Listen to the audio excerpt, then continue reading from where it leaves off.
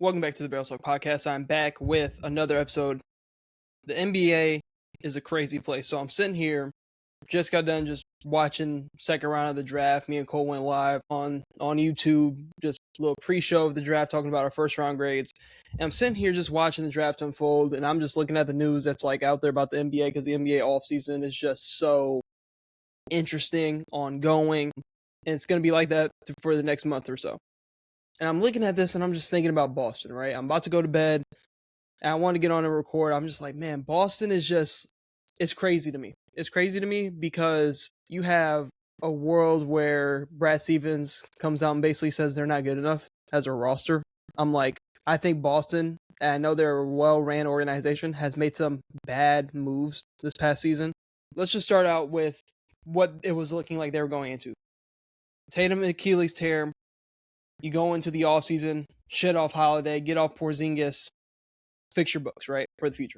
You go into a situation to where it seemed like it was a gap year. It was a lot of comparisons to the Indiana Pacers losing Tyrese Halliburton, and it was like Boston, Pacers, no Halliburton, no Tatum, looks like somewhat of a gap year. And I could say that both teams have kind of screwed up this process with the loaded draft class. The Pacers taking a swing and taking a gamble on Zubac and getting their pick back, and it doesn't work out in their favor.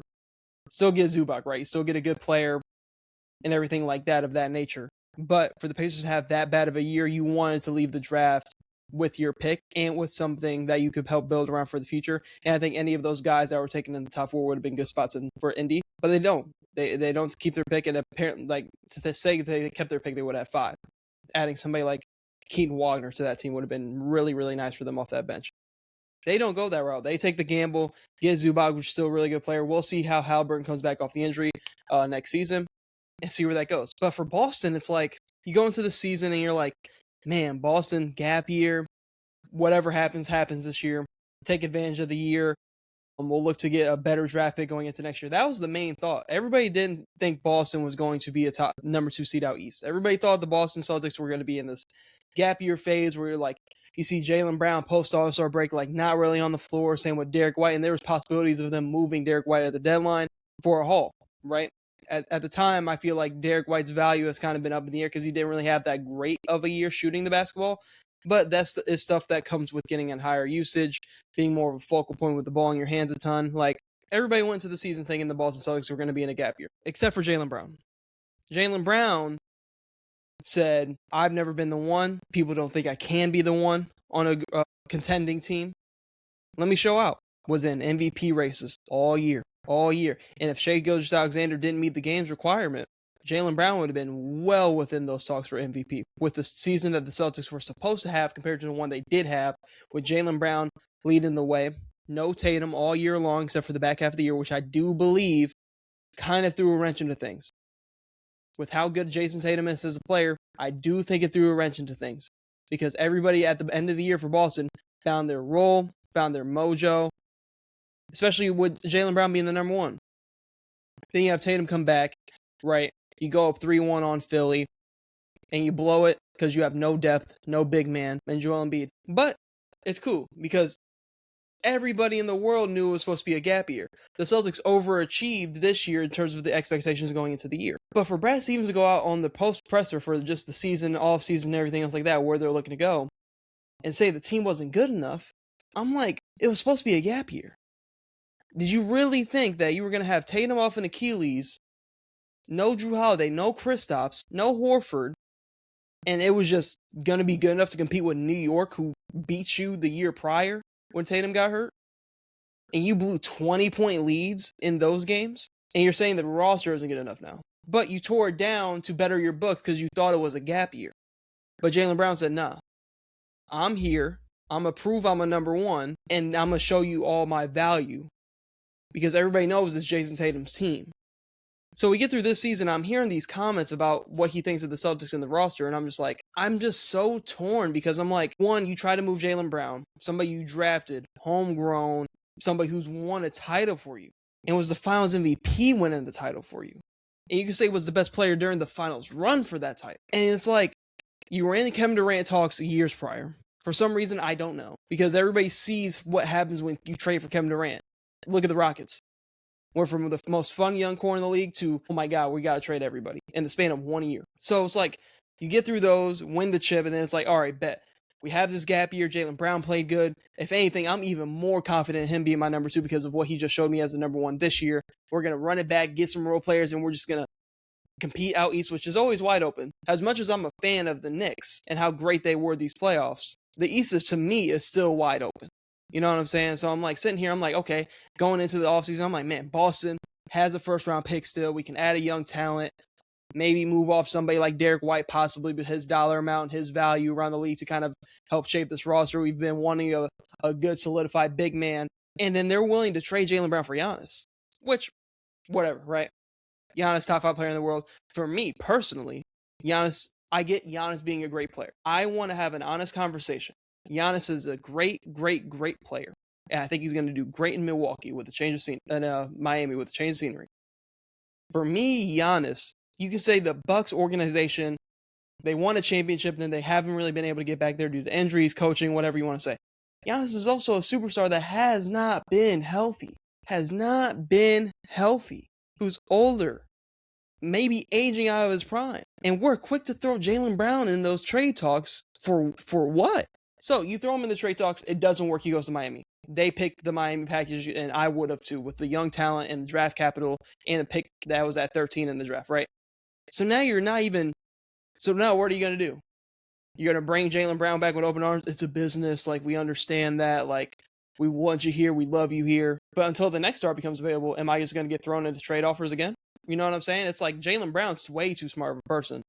That's well known. To know it's a business, but also understand, I know what I just did last year. So what I'm thinking, and then he's also in trade talks even more, and I'm just like, is there no world where like Boston just looks at this offseason and was like, we can just hit on the margins, hit in the draft, and we can run this team back? No, they're jumping the gun to, we have to trade Jaylen Brown. To where I'm like, I'm just so confused on the direction and how quickly things have turned for this team. It went from gap year to, we have to trade Jaylen Brown this offseason. I'm so confused on where this, and you could say, oh, is the comments saying that this was his favorite season ever? If anything, why wouldn't it be? Yeah, you won a chip. You already won Finals MVP.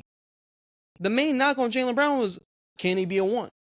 And he showed that this year, taking the Boston Celtics to the 2 seed out East. But then it's like, I'm like, if you're Boston, you're trying to get a big man, and you're like trying to field offers and like get a feel for like what you're really thinking. I'm like, what big are you trading Jaylen Brown for?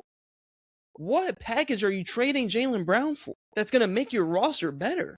Jaylen Brown just averaged 30. It was an MVP talks. And obviously works well with Tatum. They won a championship not too long ago. But we're going to have to move Jaylen Brown to get what? What are we possibly looking on the market? Because I'm sorry, Boston, Trey Murphy and Herb Jones don't move the needle enough out East. As intriguing as that would be, does not move the needle enough. Atlanta, what are you getting from Atlanta?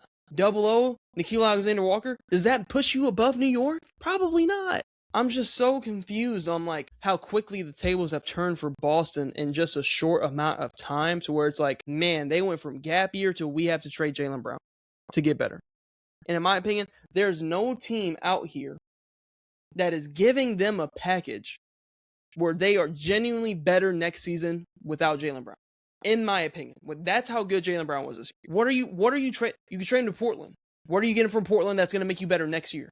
If anything, in a year that you were supposed to have a gap year, you're going to force yourself into another gap year next year when you didn't have it, and then you're going to have Tatum be the number 1, coming off an Achilles still. I think they have mismanaged this offseason so poorly, to where Boston next season, if they move off Jaylen Brown, is going to be in another gap year situation. Because all the teams that I'm seeing are interested. The best package I'm seeing is Trey Murphy and Herb Jones. I've seen Kawhi Leonard. Shit, if I'm the Clippers, I'm taking that in a heartbeat. Shit, you're telling me Kawhi Leonard was a couple years ago in Joel Embiid trade territory, to where it's like, man, what is his value? He's never healthy on the court, to where you could turn him into Jaylen Brown? Shit, if I'm the Clippers, I'm driving Kawhi Leonard to Boston myself. Kawhi, we love you, love everything you did for us, but we can get Jaylen Brown, who's younger than you, and you could argue is close. Now, I'm not going to say he's on the same level as Kawhi. He's close to it. if we can pair them and get younger, what does that do for Boston? What does Kawhi Leonard realistically do for Boston? Is Kawhi Leonard to Jaylen Brown that much of a gap to where you think you're going into the next year better? No. The Giannis and Jaylen Brown gap, cool, understandable. And Giannis would have gave you a different look offensively. But it's to the point where it's like, wherever you're trading Jaylen Brown, to me, it's not making you better next season. So whereas I'm looking at Boston, I'm like, is Boston going to mess this year up in what was supposed to be a gap year and force themselves into another gap year next year? To where I'm like, man, and I'm sitting here looking at this team, oh, they want to add a big, and I'm just like, this is the same team that went to the finals with no Kristaps Porzingis and old Al Horford past his prime. Where's this love and interest to get a big man now all of a sudden? Is it just because Joel Embiid and the one time Joel Embiid was healthy in the playoffs gave y'all work? Is this all the fascination with getting a big man now? Because it's, oh, we got killed by Joel Embiid because we had no rim protection. Is that the fascination? For trading Jaylen Brown, who was in MVP talks, to trade him not for Giannis because they went another direction, but now you're going to trade him for what? I'm just so confused with Boston and what they are doing. And this is a usually well-ran organization, but this offseason, off rip. Because when you put a star player on your team like that into well-known, not rumors, but real deal offers multiple times for Kevin Durant, now for Giannis, it's like, you better get that trade to go through.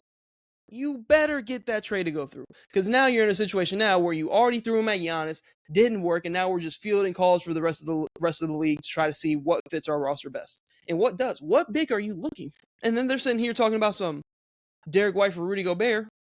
Shit. What does Rudy Gobert do for you? What does Rudy Gobert do for you? Rudy Gobert is older, on a bigger contract. What, you get probably realistically, 2 more good years of Rudy Gobert? Is that worth giving up Derek White for, who fits your team perfectly? To where it's like, I have no idea the direction of this Boston Celtics team going forward at the moment. And it's so frustrating to me because, yes, it is a business, understand that, but they were so quick to just throw Jaylen Brown into some trade talks, and I feel like they went into the offseason, and the way that they went out blowing a 3-1 lead to Philly, and the way that they got worked by Joel Embiid, they have this fascination with getting a big man in the building now. Like, this team didn't just go to the finals with no Kristaps Porzingis and an aging Al Horford. But we want a big man now because the one time Joel Embiid was healthy, we got worked. The one time, and guess what? The next round he wasn't. And that's the only big man out east that truly works the way he does and can really give you problems. The only other one is Karl-Anthony Towns. And Karl-Anthony Towns can also have his sometimey moments. So I'm looking at the East and I'm just like, what big is out here scaring y'all asses like this to want to trade Jaylen Brown or Derek White for a big instead of retooling this roster, hitting on the margins, getting a backup point guard, actually adding talented center depth? I'm just so confused on the direction. So confused on the direction because they have mismanaged and started this offseason off so poorly to where I'm looking at Boston. I'm like, Boston might be in a gap year again next year. That's how I'm feeling about Boston. Because I'm like, what in the world are you trading Jaylen Brown for? Now, could they get a crazy haul from Jaylen Brown and just fleece some team? Yeah, they could. They could. Realistically, they could. But I'm just looking out east and the teams that they're playing. I'm just like, maybe if you just added some actual talent to the bench. You had Anthony Simons, a bucket getter, who could have desperately helped you in the series against Philadelphia because you could not score the basketball outside of Peyton Pritchard and Jaylen Brown and Tatum.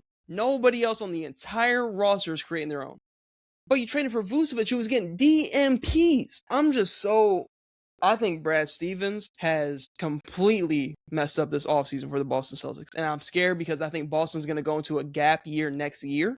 But it's just like so confusing to me because they have it all.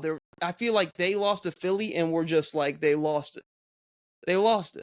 The Giannis talks, cool. Do the Giannis talks, whatever. But you better get that shit to go through. You better find a way to get that trade done. Because now you don't. And now you're sitting here. Any player you trade Jaylen Brown for is worse. For what? Because you're going to add some depth? You're going to add some depth. You're going to go get, what big are you going to get? Zubac, great big. I'm not going to sit here and say Zubac is a top 5 to 6, 7 big in the league. And it took the 5th overall pick to get him. So what big out here are you searching for? You're not getting Cat. You're not getting Vic. Like, what big out here are you searching for?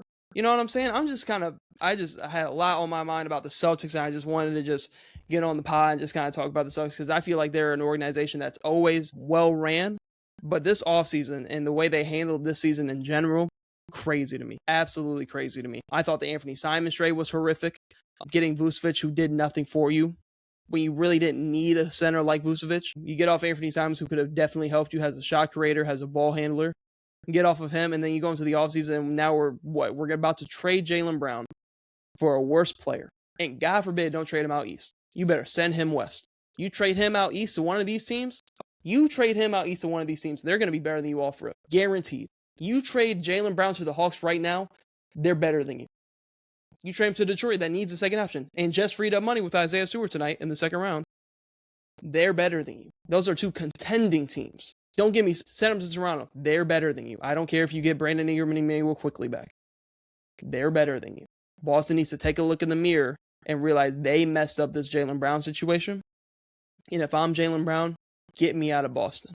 Get me out of Boston because y'all have disrespected my name this entire offseason like I wasn't in MVP talks this past year. Jaylen Brown played way too good this year to be thrown into any trade talks now. Way too good because you have this fascination with adding a big man. Stop it. Crazy to me.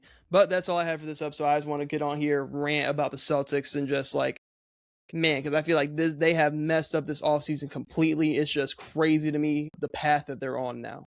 That's all I have for this episode of the Barrel Talk Podcast. Hope you tune in to future episodes.